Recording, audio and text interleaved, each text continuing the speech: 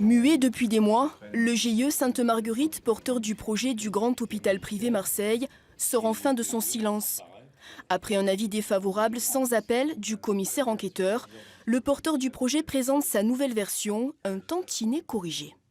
Nous avons essayé de répondre aux attentes de certains opposants en enlevant les listations, en enlevant le petit bâtiment et la passerelle et en essayant de réduire la hauteur du bâtiment principal.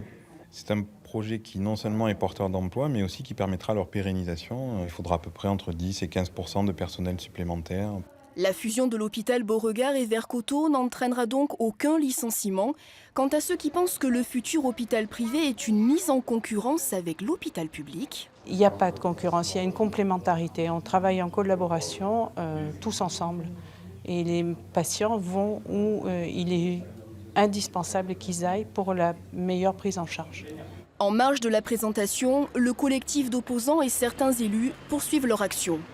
Nous n'avons rien contre le fait qu'il y ait une clinique privée, mais celle-ci est surdimensionnée, est dans un lieu et un territoire qui ne se justifie pas en termes d'offres de soins, et elle va engendrer de toute façon de la concurrence directe avec les plateaux techniques des CHU, des hôpitaux publics qui ont besoin justement d'être renforcés. Jean-Claude Gaudin, lors de ses vœux, a réitéré le projet, malgré l'avis négatif du commissaire enquêteur. Il a dû oublier qu'il était président du conseil de surveillance de la PHM et qu'il devrait défendre d'abord la PHM au lieu de faire des cadeaux de foncier au GIE Sainte-Marguerite, c'est-à-dire pour une clinique privée.